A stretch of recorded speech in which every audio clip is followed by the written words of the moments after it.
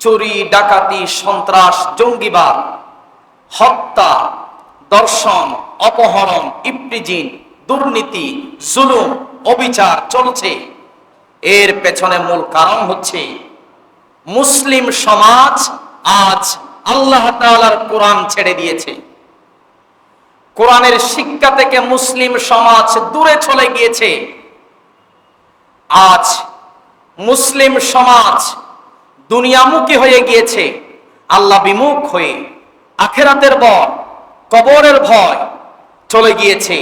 কোটিপতি হওয়ার স্বপ্ন দেখছে, দুনিয়া দুনিয়া করে ফানা হয়ে গেছে, দুনিয়ায় নিমজ্জিত, আল্লাহর স্মরণ থেকে বিমুখ হয়ে গিয়েছে।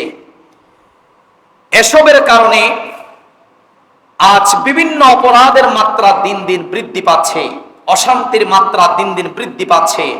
আজ সরকার বলেন, পুলিশ বলেন, র্যাব, সেনাবাহিনী, বিজিবি দিয়েও দেশের শান্তি, মানুষের শান্তি, নিরাপত্তা প্রতিষ্ঠা করতে পারছে না। ঠিক কিনা বলেন? কিভাবে মানুষের শান্তি আর নিরাপত্তা প্রতিষ্ঠা করবে? স্বৈরাচার জালেম সরকার যেই সকল অস্ত্রধারী বাহিনীদেরকে দিয়ে তার পা চাটা গোলামি করিয়েছে, সেই অস্ত্রধারী বাহিনীরাও সেই জালেম সরকার স্বৈরাচারের বিরুদ্ধে অবস্থান নিতে তারা বাধ্য হয়েছে। ঠিক কিনা বলেন? আমরা দু একদিন আগেই দেখেছি অনলাইনে, সরকার যে সকল অস্ত্রধারী বাহিনীদেরকে নিজের টাকা দিয়ে পাশে রেখেছিল, তারাই জুলুমের কারণে অস্ত্রধারী বাহিনীরাও সরকারের বিরুদ্ধে অবস্থান নিয়েছে। প্রিয় হাজরিন, অতএব শান্তি আর নিরাপত্তা কিভাবে প্রতিষ্ঠা হবে যদি দেশের সরকার জুলুম করে, শোষণ করে, অত্যাচার করে? কোথায় শান্তি আর নিরাপত্তা? আজ শহর, বন্দর, গ্রামগঞ্জেও মানুষের মনে ভয়, শঙ্কা, উৎকণ্ঠা। ঘরে বসেও নিরাপত্তা নেই, শান্তি নেই। ব্যাংক, বিমা, শেয়ার বাজার এখন লুটপাট শুরু হয়েছে। এই হচ্ছে পরিস্থিতি বাংলাদেশের। এসবের কারণ হচ্ছে মানুষ আজ চিরস্থায়ী আখিরাতের সুখ শান্তি ভুলে গিয়ে ক্ষণস্থায়ী দুনিয়ার ভোগ বিলাস নিয়ে পড়ে আছে। আমরা যারা মুসলমান, ইসলামকে বিশ্বাস করি, আমরা মনে প্রাণে বিশ্বাস করি কোরআনের পরিপূর্ণ আনুগত্যের মাধ্যমেই কেবলমাত্র আখিরাতের মধ্যে কল্যাণ রয়েছে। কোরআনের পরিপূর্ণ আনুগত্যের মাধ্যমেই কেবলমাত্র জান্নাতের চিরস্থায়ী সুখ শান্তি রয়েছে, আখিরাতে নাজাতের জন্য ব্যবস্থা রয়েছে। সুবহানাল্লাহ পড়েন।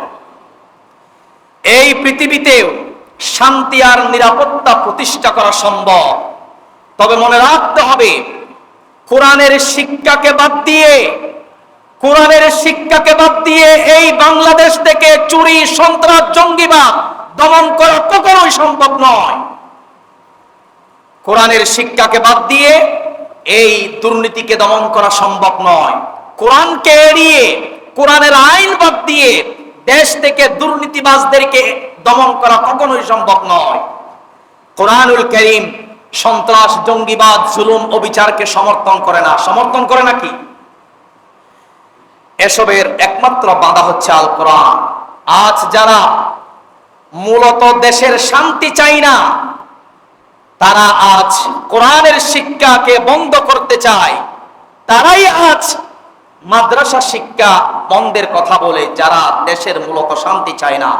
প্রিয় উপস্থিতি, আমি বলতে চাই, কেউ যখন জুলুম করে, অবিচার, মানুষকে হয়রানি, মানুষকে কষ্ট দেওয়া দিতে দিতে যখন সীমা ছড়িয়ে যায়, তখনই আল্লাহ তাআলা এমন ভাবে লাঞ্ছনার বেইজ্জতি করেন যেগুলো আপনার ঠেকানোর মতো আর কেউ থাকে না। ঠিক কিনা বলেন?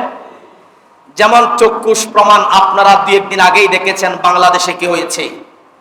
হায় হায় আফসোস, ক্ষমতা পেয়ে কত পরিমাণে জুলুম মানুষের উপর, নিরহ নিরপরাধ, কত পরিমাণে মানুষকে হয়রানি, কত পরিমাণে মানুষকে কষ্ট দেওয়া ক্ষমতা পেয়ে। কিন্তু সীমানা ছড়িয়ে গেছে, আল্লাহ তাআলা লাঞ্ছনা আর বেইজ্জতির সাথে তাকে দেশ থেকে বিতাড়িত করেছেন, ঠিক কিনা বলেন? প্রিয় হাজরিন, আল্লাহ পাক কিন্তু ছাড় দেন।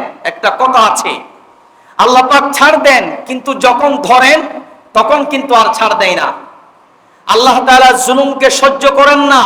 জুলুম শব্দের অর্থ হচ্ছে নির্যাতন। এই নির্যাতন আল্লাহ তাআলা সহ্য করেন না। বাংলাদেশের সাধারণ মানুষ থেকে শুরু করে 99% জনগণ এই বাংলার জমিনে নিরহ নিরপরাধ অহেতুকভাবে কষ্টের শিকার, জুলুমের শিকার। আজ থেকে 10-12 বছর পর্যন্ত কম হয়েছে জুলুমের শিকার না বেশি হয়েছে? জুলুমের শিকার বেশি হয়েছে, অন্যায় অপরাধের শিকার বেশি হয়েছে। কোনো অপরাধ নাই, তার উপর জুলুম করা হয়েছে। সম্মানিত হাজিরিন, অবশেষে ধৈর্যের বাঁধ ভেঙে গিয়েছে।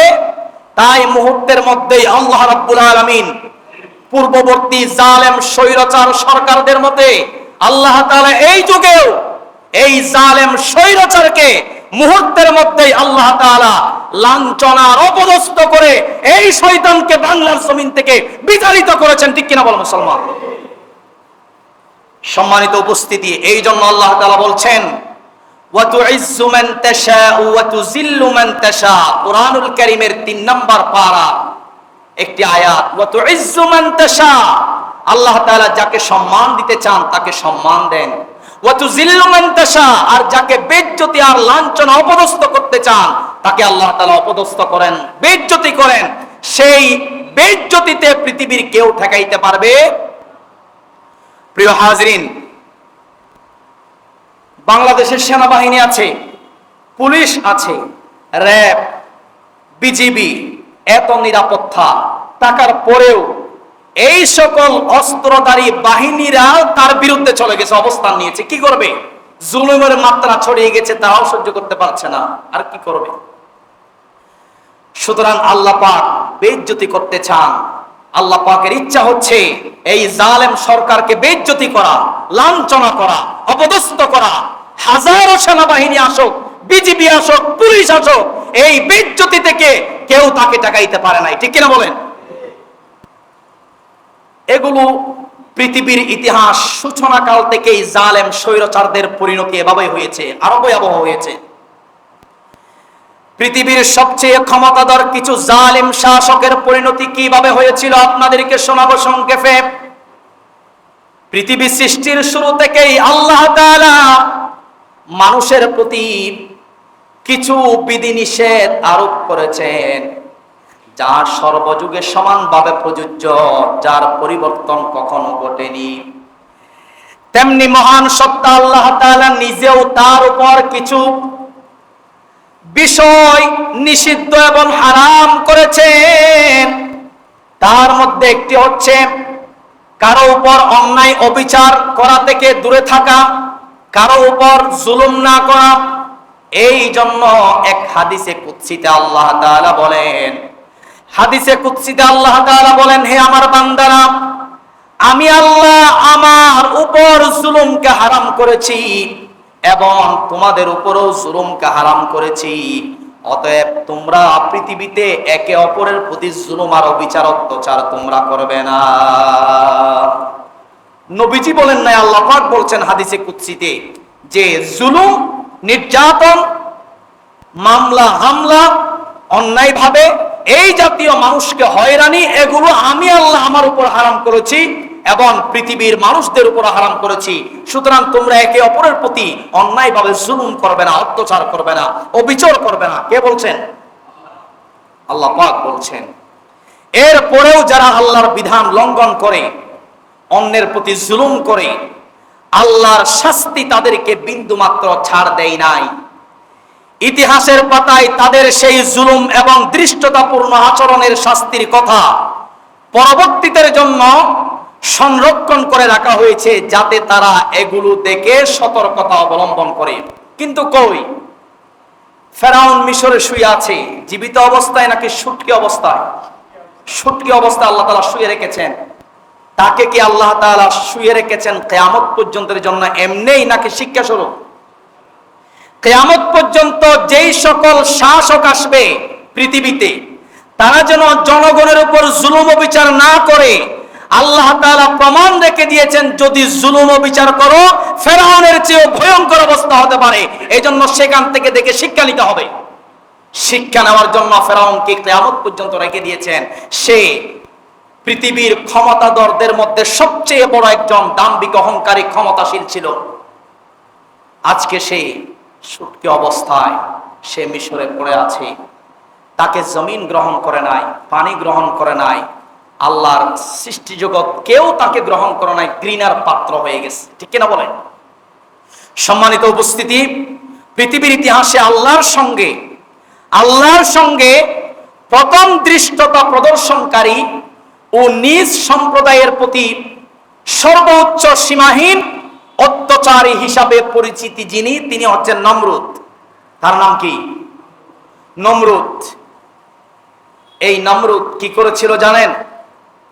আল্লাহ তাআলাকে শেষ করে দেওয়ার জন্য সে জমিনে উঁচু টাওয়ার নির্মাণ করেছিলেন, যে সেই টাওয়ার থেকে আসমানে আল্লাহকে আপনার তীর নিক্ষেপ করবেন, শেষ করে দিবেন।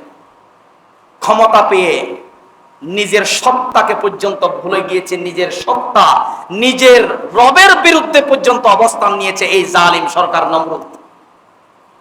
ধৈর্যের বাঁধ ভেঙে গিয়েছে। আল্লাহ তাআলা বলছেন, ঠিক আছে, তোকে আমি সুস্থ মশা দিয়েও তোকে মারবো না, আমি একটা ল্যাংড়া দুর্বল মশা দিয়ে তোকে সাইজ করব।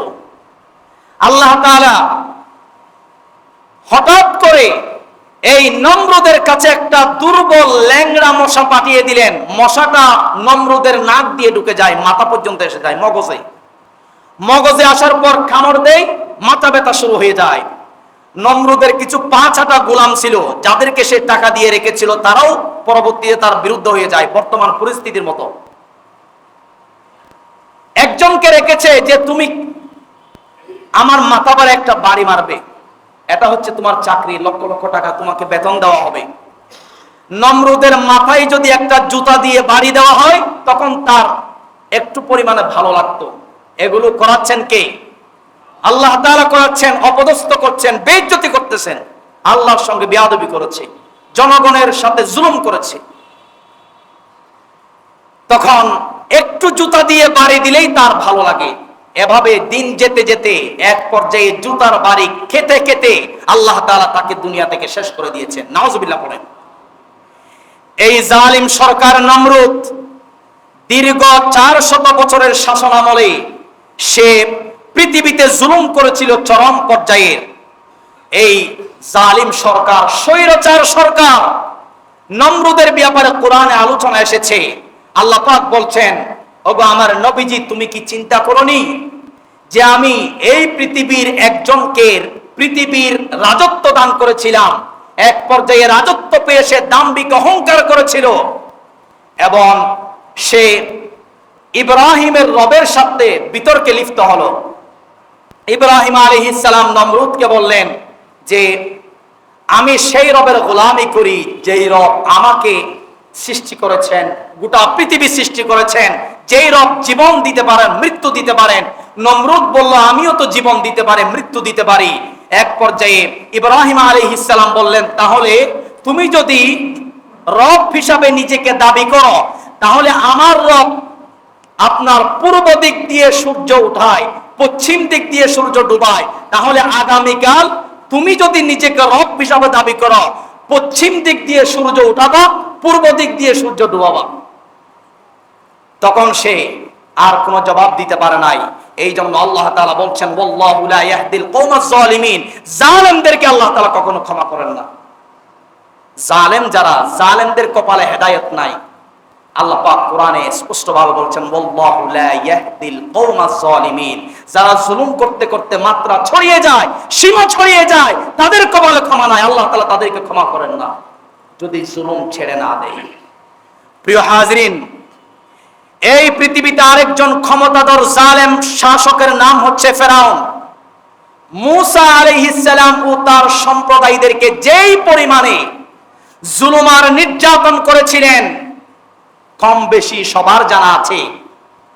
সেই জুলুম আর নির্যাতনের চিত্র আল্লাহ তাআলা কুরআনুল কারীমে 28 নম্বর সূরা সূরাতুল কসাসের 4 নম্বর আয়াতে তুলে ধরলেন, ইন্না ফিরআউনা আলা ফিল আরদ ওয়া জাআলা আহলাহা শিয়া'আন ইস্তাদঈফু তা'iফাতাম মিনহুম ইউযাব্বিহু আবনাআহুম ওয়া ইস্তাহয়ী নিসাআহুম ইন্নাহু কানা মিনাল মুফসিদিন।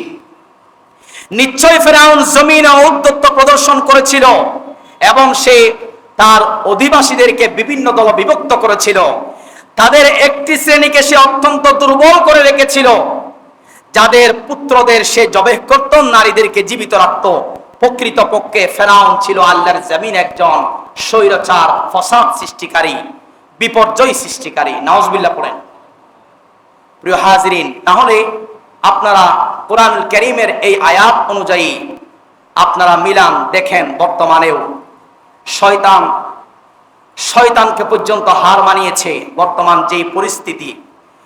এভাবে করে আল্লাহ রাব্বুল ইজ্জত ওয়াল জালাল জালিম ফিরআউন সম্পর্কে 79 নম্বর সূরা সূরাতুন নাজিআতের 23 নম্বর আয়াত থেকে বলছেন, ফাহাশারা ফানাদা فقال أنا ربكم الأعلى فأخذه الله نكال الآخرة والأولى إن في ذلك لعبرة لمن يخشى। ফিরআউন তার জাতিদেরকে ডাকলো, ডেকে বলল, ফাকালা আনা রাব্বুকুমুল আ'লা, আমার চেয়ে তোমাদের জন্য উত্তম রব, প্রতিপালক আর কে হতে পারে? নাউজুবিল্লাহ পড়েন। ফাআখাযাহুল্লাহু নাকালাল আখিরাতা ওয়াল উলা, এক পর্যায়ে আল্লাহ রাব্বুল আলামিন এবার ফিরআউনকে কঠিনভাবে পাকড়াও করলেন।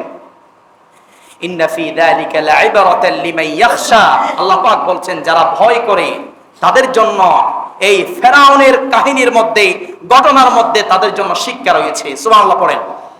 প্রিয় উপস্থিতি, পৃথিবীর শ্রেষ্ঠ জালেম স্বৈরাচারী সরকার এই ফিরআউন নিজ সম্প্রদায়ের উপর সীমাহীন অত্যাচার এবং নিজেকে প্রভু দাবি করায় আল্লাহ তাআলা জালেম ফিরআউনকে এমন ভাবে শাস্তি দিয়েছেন, কঠোর শাস্তি দিয়েছেন, যে পৃথিবীর মানুষের জন্য যা আল্লাহ তাআলা উদাহরণস্বরূপ এখনো পর্যন্ত রেখে দিয়েছেন। ঠিক কিনা বলেন? কোরআনুল কারীমে জালেম সরকার ফিরআউনের শাস্তির কথা আল্লাহ তাআলা এভাবে তুলে ধরলেন। আল্লাহ রাব্বুল আলামিন কোরআনুল কারীমের 28 নম্বর সূরা সূরাতুল কসাসের 39 নম্বর আয়াত থেকে বলছেন, ওয়াস্তাকবারা হুয়া ওয়া জুনুদুহু ফিল আরদি বিগাইরিল হক وظنوا أنهم إلينا لا يرجعون। এই পৃথিবীর জমিনে ফিরআউন এবং তার দলবলরা অন্যায়ভাবে মানুষের উপর জুলুম করেছিল এবং তারা জমিনে দাম্ভিক অহংকার করে চলাফেরা করত। জালেম সরকার স্বৈরাচার ফিরআউন মনে করত যে এই ক্ষমতা আমাকে চিরস্থায়ী টিকিয়ে রাখবে, এই ক্ষমতা আমাকে মারবে না, এই ক্ষমতা আমাকে চিরস্থায়ী জমিনে বাঁচিয়ে রাখবে, এরকম মনে করত। আল্লাহ তাআলা বলছেন, এরপরে রব্বুল আলামিন বলেন, ফাআখাযনাহু ওয়া জুনুদাহু ফানাবাযনাহুম ফিল ইয়াম্মি ফানজুর কাইফা কানা আকিবাতুয যালিমিন। ফিরআউন ক্ষমতা পাওয়ার পর যখন তার ক্ষমতা দীর্ঘস্থায়ী হতে লাগলো, ফিরআউনও মনে করেছিল যে আমার ক্ষমতা আমাকে বাঁচাবে, আমাকে কিছুই করতে পারবে না। তার দলবল, পাঁচটা গোলাম কিছু ছিল না, তারাও মনে করছিল যে আমাদেরকে এই ক্ষমতা বাঁচিয়ে রাখবে, কেউ কিছু করতে পারবে না। যখন এই চিন্তা মনোভাব তাদের ভিতরে চলে আসলো, আল্লাহ তাআলা বলছেন তাই এবার ঠিক আছে, ফাআখাযনাহু, আল্লাহ পাক পাকড়াও করলেন, ওয়া জুনুদুহুম ফানাবাযনাহুম ফিল ইয়াম, সমুদ্রের মধ্যে আল্লাহ তাআলা লোহিত সাগরে তাদেরকে পাকড়াও করলেন, নিক্ষেপ করলেন, ডুবিয়ে মারলেন। নাউজুবিল্লাহ পড়েন। ফানজুর কাইফা কানা আকিবাতুয যালিমিন, পৃথিবীর মানুষদেরকে জানিয়ে দিচ্ছেন, ওগো পৃথিবীর মানুষেরা দেখো জালিমের পরিণতি আমি কি করেছি। এটা আমার কথা না, আল্লাহর কথা। বর্তমান বাংলাদেশেও যেই সরকার ছিল পতন হয়েছে, এই সরকারের যে সকল লীগ ছিল, ছাত্র লীগ থেকে শুরু করে যত লীগ মানুষের উপর জুলুম করেছে, তারা মনে করতো কি জানেন, যে এই আওয়ামী লীগ সরকার আমাদেরকে বাঁচাবে, কিছুই কেউ করতে পারবে না। অহংকার নিয়ে কত কিছু হাই রাহাই, ঠিক কিনা বলেন? মানুষকে মানুষই মনে করে না। দেখেন ফেরাউন এবং তার অনুসারীদের মতো এই বৈশিষ্ট্য বর্তমান এই সরকার এবং তার সাঙ্গপাঙ্গদের সাথে মিলে গেছে কিনা বলেন? ফানজুর কাইফা কানা আকিবাতুজ জালিমিন। আল্লাহ পাকের পক্ষ থেকে এই আযাব এসেছে, এই শাস্তি এসেছে, এই অপদস্থ এসেছে। আল্লাহ পাক পৃথিবীর মানুষদেরকে জানিয়ে দিলেন, বাংলাদেশের মানুষদেরকে, যে তোমরা দেখো জালেমের পরিণতি আমি কি করেছি। প্রিয় হাজিরিন, এরপর আল্লাহ পাক কি বলছেন? وَجَعَلْنَاهُمْ أَئِمَّةً يَدْعُونَ إِلَى النَّارِ وَيَوْمَ الْقِيَامَةِ لَا يُنصَرُونَ। আল্লাহ পাক বলছিলেন যে ফেরাউন তার দলের ভিতর থেকে আমি আল্লাহর নেতা বানাবো, ক্ষমতা দেব। ক্ষমতা যখন তারা পেল, তখন ইয়াদউনা ইলান নার, দিকে মানুষদেরকে আহ্বান করলো। ভালো পথ তারা চিনে না, মাহফিল হলেই বন্ধ করে দেয়, কোরআনের মজলিস হলেই বন্ধ, যেখানে আলেম ওলামা সেখানেই গ্রেফতার, ঠিক কিনা বলেন? কত পরিমাণ জুলুম! এই আয়াতের সাথে প্রেক্ষাপট মিলাচ্ছি, আপনারা আবার কিছু মনে করছেন নাকি? ডাইরেক্ট কোরআন থেকে কথা, তাফসীর। আল্লাহ পাক বলছেন যে ফেরাউনদেরকে আমি ক্ষমতা দিয়েছিলাম, কিন্তু ক্ষমতা পেয়ে সে মানুষদেরকে আহ্বান করছে আগুনের দিকে, অর্থাৎ পথভ্রষ্টতার দিকে, জাহান্নামের দিকে, অন্যায়ের দিকে। ওয়ায়াউমাল কিয়ামাতি লা ইউনসারুন, কিয়ামতের দিন তাদের জন্য কোনো সাহায্যকারী থাকবে না। আমার কথা না, আল্লাহর কথা। এরপরে রব্বুল আলামিন বলেন, ওয়া আতবা'নাহুম ফি হাযিহিদ দুনিয়া লা'নাতাও ওয়া ইয়াউমাল কিয়ামাতি হুম মিনাল মাকবুহিন। আল্লাহ পাক বলছেন, ওয়া আতবা'নাহুম ফি হাযিহিদ দুনিয়া লা'না, তাদেরকে আমি দুনিয়াতে অভিসম্পাদ দিয়েছি, অভিশাপ দিয়েছি। তাদেরকে দুনিয়াতে অভিশপ্ত হিসাবে তারা ছিল এবং অভিশপ্ত হিসাবে তারা দুনিয়া থেকে বিদায় নিয়েছে, ঠিক কিনা বলেন? ওয়ায়াউমাল কিয়ামাতি হুম মিনাল মাকবুহিন। সবচেয়ে বড় কথা হচ্ছে যে ফেরাউনের অনুসারী যারা জুলুম করেছিল, তাদেরকে মানুষেরা শুধু তখনই ঘৃণা করে নাই, কিয়ামত পর্যন্ত ফেরাউনের অনুসারীদেরকে মানুষেরা ভালোবাসবে না, ঘৃণা করবে। আপনার বাড়িতে নাতি হয়েছে, আপনি কি ফেরাউন রাখবেন নাকি? নমরুদ রাখবেন? কারণ রাখবেন? উতবা সাহেবা রাখবেন? কারণ এরা জুলুম করেছিল, এই জন্য এগুলো রাখবেন না। ঘৃণার কারণে রাখবেন না। এই জন্য ফেরাউনের নাম শুনলেই মানুষের মাথা ঘুরে যায়, রাগান্বিত হয়ে যায়। নমরুদের কথা শুনলেই মাথা গরম হয়ে যায়, ঠিক কিনা বলেন? কারণ সে শোষণ করেছিল, মানুষের উপর জুলুম করেছিল। কিয়ামত পর্যন্ত আল্লাহ তাআলা মানুষের কাছে ঘৃণিত বস্তু হিসাবে তাদেরকে রেখে দিবেন। সম্মানিত উপস্থিতি, এখনো ঘৃণা করছে কিনা? ভালোবাসছে না ঘৃণা করছে? এই জন্য তো খুঁজে খুঁজে মারছে, এখন খুঁজে খুঁজে যে কোথায় আছে বের হও, খুঁজে পাচ্ছে না, কোথায় গেছে তারা। বাংলার কোরআনের পাখি দেলোয়ার হোসেন সাইদি সাহেব বলেছিলেন যে এমন সময় আসবে পালানোর জন্য ইঁদুরের গর্তও খুঁজে পাওয়া যাবে না, ঠিক কিনা বলেন? সময় এসেছে কিনা বলেন? ধৈর্য। গত জুমায় আমি বলেছিলাম 3 দিন পরেই বাস্তবায়ন হয়ে গিয়েছে। ধৈর্য ধরুন, সবর করুন, আল্লাহর উপর সন্তুষ্ট থাকুন, অবশ্যই বিজয়ের দিন আসবে ইনশাআল্লাহ। বলেছিলাম কিনা? হয়েছে। যাই হোক, সবগুলো হয় কার পক্ষ থেকে? আল্লাহর পক্ষ থেকে হয়। একটু ধৈর্য ধরতে হয়, সবর করতে হয়, আল্লাহর উপর সন্তুষ্ট থাকতে হয়। প্রিয় হাজিরিন, এই জুলুমের বিচার বাংলার জমিনে ইঞ্চি ইঞ্চি, কিঞ্চিত কিঞ্চিত, জাররা জাররা জুলুমের হিসাব বাংলার মুসলমানরা করেই ছাড়বে ইনশাআল্লাহ। জুলুম হচ্ছে 4 প্রকার। আওয়াজ দিয়ে বলেন, জুলুম কয় প্রকার? নাম্বার 1, ব্যক্তি, পরিবার, বংশের মান সম্মান ক্ষুণ্ণ করা। নাম্বার 2, মানুষের অর্থ সম্পদ লুণ্ঠন করা, এটাও এক প্রকার জুলুম। নাম্বার 3, অন্যায়ভাবে মানুষকে হত্যা করা। কষ্ট দেওয়া জুলুম। নাম্বার 4, আল্লাহর সাথে নাফরমানি করা জুলুম। এখন সপ্তাহখানিক আগেই আমরা দেখেছি যে মানুষ হত্যা, অন্যায়ভাবে ছাত্রদেরকে হত্যা, নেট বন্ধ করে দিয়ে, সব কিছু বন্ধ করে দিয়ে, আলু বন্ধ করে দিয়ে, যে তারা জনগণকে তারা বলতে চায় যে নেটের সমস্যা, কারেন্টের সমস্যা, জনগণকে ফাঁকি দেওয়া যায় কিন্তু একজনকে ফাঁকি দেওয়া যায় না, তিনি কে? সব কিছু লক্ষ্য করছেন, আস্তে আস্তে সবগুলো বের হয়ে আসবে ইনশাআল্লাহ। সম্মানিত হাজরিন, সুতরাং হত্যা এটা হচ্ছে এক প্রকার ভীষণ জুলুম। মানুষের মান সম্মান ক্ষুণ্ণ করাও একটি জুলুম। যেমন একটি হাদিস বলি, আম্মা জান আয়েশা সিদ্দিকা রাদিয়াল্লাহু তাআলা আনহার ঘরে হযরতে সাফিয়া রাদিয়াল্লাহু তাআলা আনহা, তিনি দেখতে কিছুটা খাটো ছিলেন। খাটো, আমাদের সমাজে খাটো মানুষ আছে না নাই? একেবারে খাটো। হঠাৎ যদি আপনি একেবারে খাটো একজন মানুষ দেখেন, তখন আপনার সাথে যদি আপনার বন্ধুতা তাকে আপনি বলবেন যে দেখো খাটো একজন মানুষ চলে যাচ্ছে। আপনি যেহেতু দেখেন নাই, প্রথম দেখেছেন, কিন্তু আপনি যদি খাটো মানুষ দেখে তার ব্যাপারে কোনো একটা ধারণা, ভুল ধারণা আপনি অন্তরে পোষণ করেন, তাহলে তার ব্যক্তি, তার মান সম্মানে ক্ষুণ্ণ হবে কিনা বলেন? সুতরাং সাফিয়া রাদিয়াল্লাহু তাআলা আনহা একটু খাটো ছিলেন। তিনি নবীজির ঘরে ঢুকলেন। আম্মা জান আয়েশা তাকে দেখে তার দিকে হাত দিয়ে ইশারা করে নবীজিকে বুঝাচ্ছেন যে তিনি খাটো। নবীজি বললেন, ওগো আয়েশা, তুমি যেই কাজটা করেছো এটা কিন্তু ভালো হয় নাই। সে খাটো হয়েছে, কি হয়েছে আমাকে বলার দরকার কি? তখন নবীজি বলছেন, তুমি এই মুহূর্তে যেই কাজটা করেছো, তোমার এই কথাটি যদি সমুদ্রের সাথে মিশিয়ে দেওয়া হয়, তখন সমুদ্রের সমস্ত পানির রং পরিবর্তন হয়ে যাবে। এটা এতটাই মারাত্মক। এই জন্য মান সম্মান নিয়ে ক্ষুণ্ণ করা এটা একটা তার প্রতি জুলুম। প্রিয় হাজিরিন,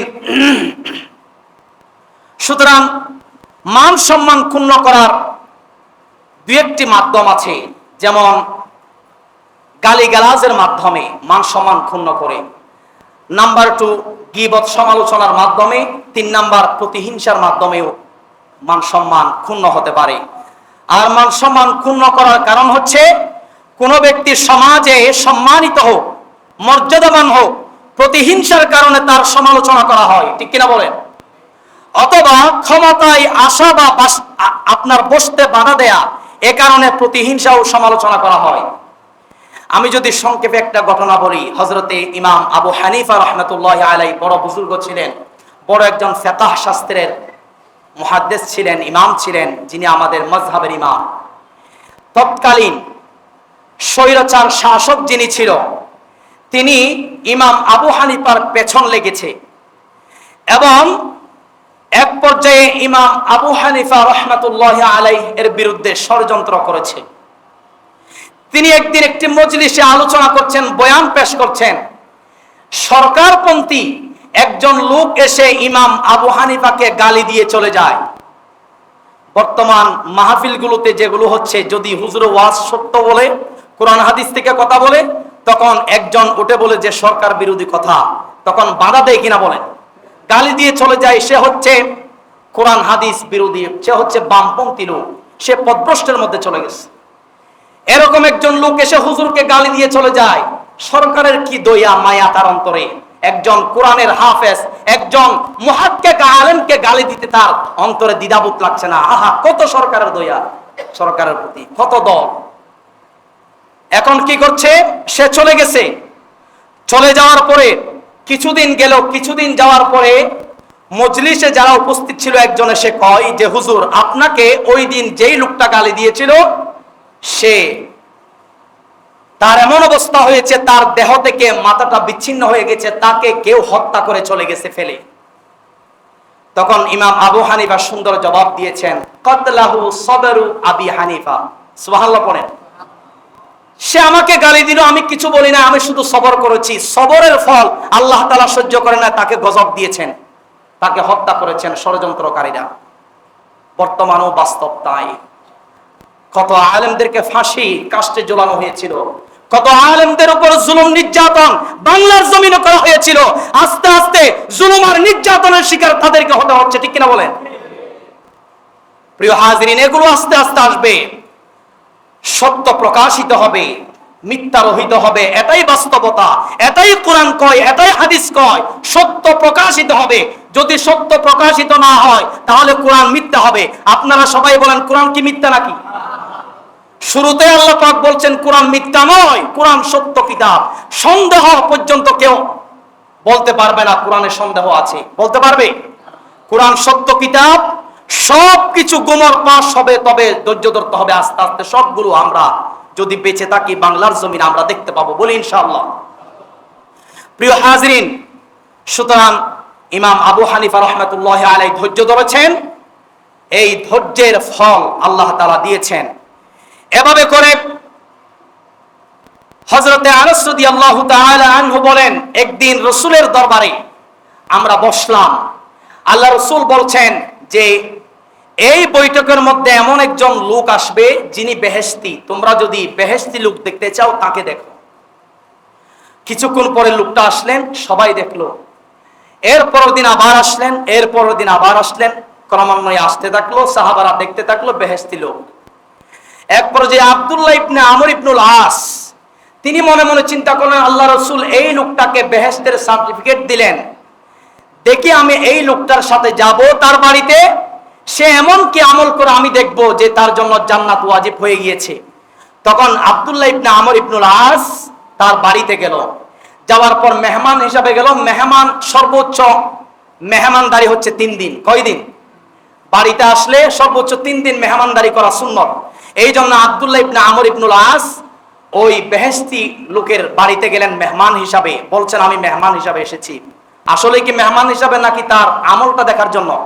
সে কি আমলের কারণে জান্নাত পেয়েছে দুনিয়া থাকা অবস্থায়। তখন আব্দুল্লাহ ইবনে আমর ইবনুল আস লক্ষ্য করলেন আসলেই লোকটা তেমন কিছু আমল করে না। রাতের বেলায় সামান্য জিকির করে ঘুমিয়ে যায়, তেমন নামাজও রাতের বেলায় পড়ে না, নফল নামাজ তাহাজ্জুদ তেমন পড়ে না। এক পর্যায়ে 3 দিন থাকার পর ওই বেহেশতি লোকের কাছে প্রশ্ন করলেন, হুজুর আল্লাহ রাসূল আপনাকে বেহেশতি হিসাবে আমাদেরকে বলেছেন, আপনি এমন কি আমল করেছেন যে আপনি বেহেশতি? তখন লোকটা বললেন, আমি তো তেমন কোনো আমল করি না, তবে আমি কিছু কাজ করি। আমি বুদ্ধি হওয়ার পর থেকে আমি কারো উপর জুলুম করি নাই। কারো উপর কি করি নাই? জুলুম করি নাই।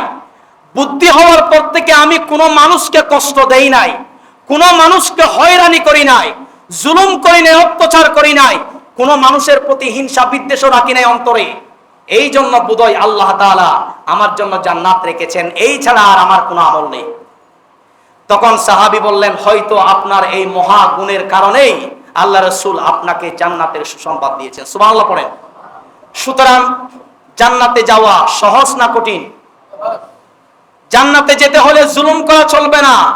জুলুম করে মানুষের উপর আবার জান্নাতেও যেতে চাই, যে আমার বাবা জান্নাতে বসে বসে হাসছে, কবরে বসে বসে হাসছে। সম্মানিত হাজরিন, এগুলো কি বলে জনগণও বুঝে না, যে বলে সেও বুঝে না। যখন আল্লাহ তাআলা অপদস্থ করতে চায় কোন স্বৈরাচারকে, পৃথিবীর জমিন থেকে নিস্তনাবুদ করতে চায়, বেইজ্জতি করতে চায়, তখন সে কি বলে তাও সে বুঝে না, মাথা আবুল তাবুল হয়ে যায়। কখন কি বলে সে বুঝে না। প্রিয় হাজরিন, সুতরাং এগুলো পৃথিবীর শুরু লগ্ন থেকে এসেছে জালেম। এটা আজকে আমাদের জন্য নতুন নয়, আমাদেরকে ধৈর্য ধরতে হবে। সম্মানিত উপস্থিতি, অতএব জুলুমের প্রথম প্রকার হচ্ছে মানুষের মান সম্মান ক্ষুণ্ণ করা। আর জুলুমের দ্বিতীয় প্রকার বলছিলাম মানুষের অর্থ সম্পদ অন্যায়ভাবে হরণ করা। মানুষের অর্থ সম্পদ লুণ্ঠন করার কয়েকটি পদ্ধতি রয়েছে, যেমন চুরি করা, ডাকাতি করা, দুর্নীতি করা, আত্মসাৎ করা, জমি দখল করা। মনে রাখবেন, এই সকল চোর, ডাকাত, দুর্নীতিবাজ, আত্মসাৎ করে দেশের সম্পদ, তারা হচ্ছে সমাজ আর রাষ্ট্রের জন্য ক্যান্সার। মানুষের শরীরে যদি ক্যান্সার হয় কোন একটা জায়গায়, মাত্রই হয়েছে, অভিজ্ঞ ডাক্তারের কাছে গেলেই, বিদেশে গেলেই উন্নত চিকিৎসা, মাত্র শুরু হয়েছে, আঙ্গুলও হয়েছে, আর ডাক্তার বলবে আঙ্গুলটা কেটে ফেলে দেন, তাহলে যদি কেটে ফেলে না দেন পুরা শরীরে ছড়াইতে পারে ক্যান্সার। ঠিক কিনা বলেন? আঙ্গুলটা যদি কেটে ফেলে দেয় ক্যান্সার ভালো, যেখানে হয়েছে ফেলে দিলে ক্যান্সার ভালো। এখন আমাদের দেশে এমন অবস্থা, চোর, ডাকাত, বদমাশ, আত্মসাৎকারী, দুর্নীতিবাজ মূল জায়গায় বসে আছে, নিরপরাধ মানুষদেরকে জেলখানায় বন্দী করে রাখে। তারা জেলখানায় বন্দী করে রেখে দেশ থেকে দুর্নীতি মুক্ত করতে চায়, চোর ডাকাত বদমাশ থেকে মুক্ত করতে চায়। এটা কি কখনো সম্ভব? কয়েদি জেলখানায় বন্দী করে রেখে কখনো দুর্নীতি দমন করা সম্ভব নয়। দুর্নীতি যদি দমন করতে হয় কোরআনের কাছে আসতে হবে। কোরআন বলছেন যারা দুর্নীতি করে, দেশের টাকা কলম দিয়ে আত্মসাৎ করে, তাদেরকে করতে হবে হাত কেটে দিতে হবে। কি কেটে দিতে হবে? ক্যান্সার হলে যেমন কেটে ফেলে দিতে হয় ক্যান্সার ভালো, দেশকে যদি দুর্নীতি মুক্ত আমরা করতে চাই তাহলে যেই চুরি করে আত্মসাৎ করে তাদের হাত কেটে ফেলতে হবে। এটা কোরআনের কথা। কিসের কথা? কোরআনের কথা। সম্মানিত হাজরিন, এই চোরের শাস্তির ব্যাপারে নবীজি কি বলছেন শুনেন। সংক্ষেপে বলছি, বনু মাখজুম গোত্রের এক মহিলা, সম্ভ্রান্ত পরিবারের এক মহিলা চুরি করেছে, চুরির অপরাধে ধরা পড়েছে। তখন আল্লাহ রাসূল কোরআন থেকে আপনার অর্ডার জারি করলেন, আদেশ দিলেন যে এই মহিলার হাত কেটে ফেলো। উপস্থিত একজন সাহাবী ডাক দিয়ে বলে, হুজুর আপনি যেই মহিলার হাত কাটার জন্য বলছেন সে তো সম্ভ্রান্ত পরিবারের মেয়ে, নামি দামি বংশের মেয়ে, তার হাত কাটলে তার বংশের নাক কাটা যাবে, কপাল পোড়া যাবে, এই জন্য একটু দয়া করা যায় না? তখন আল্লাহ রাসূলের চোখ মুখ রাগান্বিত হয়ে গেলেন, লাল হয়ে গেলেন গুসায়, যে তুমি আল্লাহর দণ্ডবিধির উপর কি আমাকে হস্তক্ষেপ করছো? আল্লাহ পাক যাই বলেছেন তাই হবে। সে যদি, আল্লাহ রাসূল বলছেন শুধু সম্ভ্রান্ত পরিবারের মেয়ে বলে তাকে আমি ছাড় দেব তাই নয়, আল্লাহ রাসূল বলছেন লাউ সারাকাত ফাতিমাতু বিনতু মুহাম্মাদান লাকাতাআত ইয়াদাহা, আমার কন্যা ফাতিমাও যদি চুরির অপরাধে ধরা পড়ে আমি আমার কন্যা ফাতিমার হাত কাটতে বাধ্য হব। সুবহানাল্লাহ পড়েন। সুতরাং দেশে তাই করেন না, কোরআনের আইন জারি করেন না। শান্তি কিভাবে আসতে হয় দেখবেন, সব শান্তি তো কোরআনে। কোথায়? কোরআনে। প্রিয় উপস্থিতি, আমানতের খেয়ানত, দুর্নীতি, আত্মসাৎ আমাদের দেশের জাতীয় সমস্যা। আমাদের দেশের জাতীয় সমস্যা কি? দুর্নীতি, আত্মসাৎ, এই দুইটি হচ্ছে আমাদের দেশের জাতীয় সমস্যা। ব্যাংক বলেন, শেয়ার বাজার বলেন, লুট করা হয়, সরকারি অর্থ সম্পদ আত্মসাৎ করা হয়, রোডের পরিবর্তে বাঁশ দিয়ে ব্রিজ নির্মাণ করা হয়। ঠিক কিনা বলেন না? এগুলা কি আমি বানিয়ে বলছি নাকি? রোডের পরিবর্তে বাঁশ, সরকার তো টাকা দিয়েছে আপনাকে, আপনি লোহা দিয়ে আপনার ব্রিজ বানান না। সরকারের তো কোনো দোষ নাই, দোষ হচ্ছে যারা প্রতিনিধি আছে, সরকারের কাছ থেকে টাকা এসেছে ঠিকই, কিন্তু তারা করে না, খেয়ে ফেলে, রোডের পরিবর্তে বাঁশ দেয়, এই জন্য বেশি দিন টিকে না, রাস্তার জোড়াতালি দেয়। শুনেন নবীজি কে বলছেন এই ব্যাপারে একটা হাদিস বলবো। আল্লাহ রাসূল যখন মেরাজে গেলেন তখন আল্লাহ রাসূল লক্ষ্য করলেন যে কিছু মানুষের মাথায় বিশাল বিশাল বোঝা, তাদের কষ্ট হচ্ছে, ফেলে দিচ্ছে, ফেরেশতা আবার তুলে দিচ্ছে, আবার ফেলে দিচ্ছে, পারছে না। আল্লাহ রাসূল এই কষ্ট দেখে জিজ্ঞাসা করলেন এরা কারা? তখন জিবরাইল ফেরেশতা বললেন ইয়া রাসূলুল্লাহ, এরা হচ্ছে তারাই যারা জনগণের সম্পদ আত্মসাৎ করেছিল, জনগণের আমানত আত্মসাৎ করেছিল, এই জন্য এই পাপের বোঝা তাদের মাথায় তুলে দেওয়া হয়েছে। কেউ যদি ব্রিজ, আপনার রাস্তাঘাট দুর্নীতি করে পুরা রাস্তার জমিনটাই তার মাথায় তুলে দিবে আল্লাহ তাআলা। সম্মানিত হাজিরিন, হযরতে সাঈদ ইবনে যায়েদ ইবনে আমর রাদিয়াল্লাহু তাআলা আনহু বলেন, আমি নবীজিকে বলতে শোনাচ্ছি, নবীজি বলছেন মান আখাযা শিবরাম মিনাল আরদি যুলমান তাওয়াকাহুল্লাহু সাবআ আরদিন, কেউ যদি কারো এক বিঘত জমিন আত্মসাৎ করে কে ফেলে আল্লাহ তাআলা ৭ তক্কা জমিন তার গলায় কিয়ামতের দিন বেড়ি হিসাবে পরিয়ে দিবেন। নাউজুবিল্লাহ পড়েন। প্রিয় উপস্থিতি, সংক্ষেপে শেষ করছি। জুলুমের তৃতীয় প্রকার হচ্ছে মানুষ হত্যা করা। মানুষ হত্যা করা জঘন্যতম অপরাধ। একজন মানুষকে হত্যা করা পৃথিবীর সমস্ত মানুষকে হত্যা করার সমতুল্য। এটা আল্লাহ তাআলার কথা, মান কাতালা নাফসান বিগাইরি নাফসিন আও ফাসাদিন ফিল আরদ ফাকান্নামা কাতালা আন-নাস জামিআ, যদি কেউ অন্যায়ভাবে কাউকে হত্যা করে মেরে ফেলে তখন আল্লাহ তাআলা বলছেন সে যেন সমস্ত পৃথিবীর মানুষদেরকে হত্যা করলো। এটা হচ্ছে জঘন্যতম অপরাধ। সম্মানিত হাজিরিন, সময় শেষ হয়েছে, আরো অনেক কথা রয়ে গেছে। আমার বিষয় ছিল জুলুমের পরিণতি। পৃথিবীর শুরু লগ্ন থেকেই যারা স্বৈরাচার জালেম সরকার এসেছিলেন তাদের মধ্যে একজনের কথা বলেছিলাম, ফেরাউন, তার পতন কিভাবে হয়েছে জানেন? এবং নামরুদ, তার পতন কিভাবে হয়েছে? কারণ তার পতন কিভাবে হয়েছে?